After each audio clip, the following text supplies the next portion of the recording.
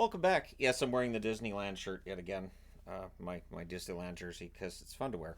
But anyways, I like this one. What can I say? The pizza Disney jersey.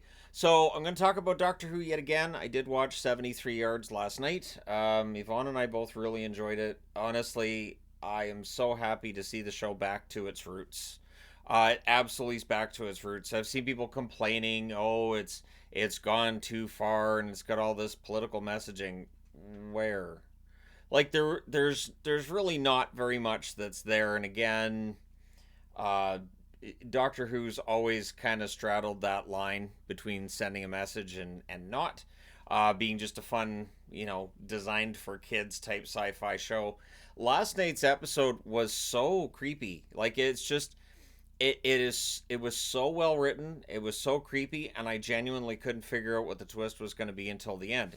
And I'm not going to spoil the twist ending either in this video because it was fantastic.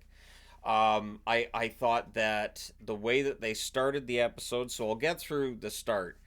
I thought it was really a great setup. So they arrive in Wales, right next to Cardiff, and of course Cardiff is where they filmed a lot of the Ninth and 10th Doctor stuff. They've used Cardiff a lot for alien planets that they've journeyed to, and they've used it at various points. So it was nice to see them giving the Welsh their due and discussing the whole the way that the Welsh pronounce things. And that, like, there are times where I'm looking through, like, various Google Maps stuff, and I'm like, what is Welsh like? It is, how do you pronounce any of this? And so, like, it was funny to watch people struggling with the pronunciation of things in written in Welsh.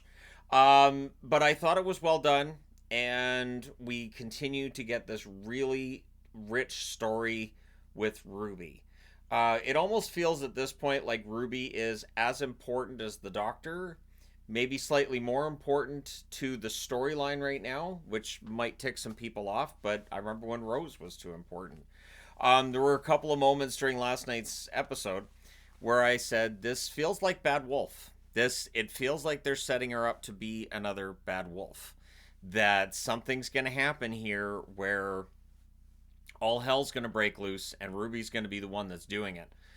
Which of course is the tie-in with Rose back in the original first season, and by original I mean in the reboot back in 2005. It's been that long ago now, insane. But anyways, I thought it was very well done. The fact that they arrive in this area, they break this fairy circle, and then the Doctor disappears. As soon as she reads the scrolls, the Doctor disappears. There are things that are not explained in this episode. It is not explained why he disappears, where he goes, or any of it. Like, it's not explained at all. My take on it was, as soon as she reads the scrolls where he does disappear, she's created an alternate timeline now, which is where the old lady shows up. And the old lady's always in the distance. You never get a good look at her, and it makes her all the more threatening and ominous. And then she becomes a pretty useful plot point and reference as the episode goes along. And you never really understand what the old lady's telling people that's making them run away. It's never revealed, and I hope it never is. It may be revealed in the finale, because again, it feels like every episode is building on this lore that they've created, and it's going to lead to this fantastic two-parter at the end of the season, which is coming up next month, because there's only 8 episodes in this season and we're already 4 episodes in. I did see the complaints that it basically rehashed a lot of what was done in the last episode, but the last episode, Ruby was out cold for a large portion of that episode. This episode, the Doctor is gone for a large portion of this episode, so we've seen the growth of the Doctor and of Ruby. We see the depth of the relationship they have with each other. And it also shows that Ruby on her own is fine. She can exist on her own. She has no problem with that. She goes through a lifetime. And as we're following her as she's getting older, I had in my mind the old episode of Star Trek Next Generation with the flute and Picard. And when he lives a whole life that never really happened, in a civilization that's been wiped out, so that he knows how that civilization worked, who those people were, and so those people wouldn't be forgotten. That episode was great. This episode I thought did really well with a similar idea. And again, I'm really interested to see where Ruby's going to go from here, and the Doctor. Clearly, there's some magical ability for Ruby.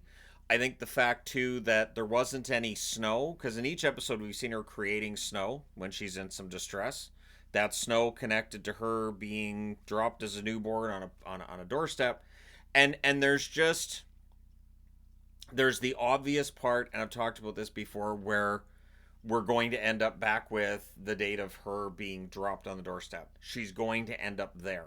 That's the paradox. That's the thing that the Doctor said we can't do that. And because the Doctor says we can't do that, we're going to do it. That's generally been the rule on Doctor Who for a very long time, that they can they can create these paradoxes and ride it out as a storyline. They've definitely done it before. So I'm excited about this. I think it's going to be a lot of fun the rest of the way this season. And I think Ncuti Gatwa does a good job when he's on there, but Millie Gibson does absolutely fantastic work as well. And we'll see what the storyline is with the neighbor, the old lady there. And we'll see why the same actress keeps showing up in every single episode.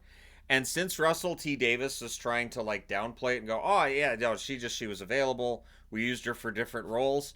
Sure you did. The same older actress is playing an extra, very prominent extra in each episode. I'm sure it's just a coincidence. There are no coincidences, and much like the Doctor, the showrunner lies for Doctor Who. So obviously he's not going to give away the game. We'll see how this all turns out, how it all adds up. But it should be fascinating. I think this season so far has been great. What else with this episode? I thought it was nice that Kate Lethbridge Stewart was in the episode. For a moment there, I thought it wasn't her. I kept waiting for this villain to show up. I kept waiting to find out what's behind everything. There's speculation that the trickster's behind it, which would make some sense. They do talk about how supernatural things are starting to become more and more a part of UNIT's job. So there's a supernatural element. Keep in mind that everything starts with the Toymaker. Everything we're seeing now is echoes of the Toymaker, and it's leading to a big issue at the end of this. And of course, the Toymaker was brought in by the Doctor, playing a game at the end of the universe, which seemed to bring these characters in, these gods, as it were. And so it does lead me to asking whether or not Ruby's a god on some level, or what's going on there. Like, I know he's scanned her and she's human, but is she? And what else is going on there? So we'll see what the plot line ends up being at the end of the season. But I don't think we know yet what's going on with Ruby, and there's still a lot left to tell. So I'm excited about that. But let me know your thoughts if you watched the episode. What did you think? Let me know your thoughts in the comment section below. Hit like and subscribe if you haven't done so already. And again, we've just got the 4 more episodes left. And at the very least, Ruby is still the companion next season. So we'll see how that goes. And we didn't hear Susan's name mentioned this week, but I still think we're going to end up with Susan somehow being a part of this at the end. I'm at the point where I'm thinking, well, what if Ruby ended up being Susan, just with her memory wiped, or something like that, or some relation to the Doctor? We'll see. But thank you guys so much for all your support as always. I will talk to you again soon.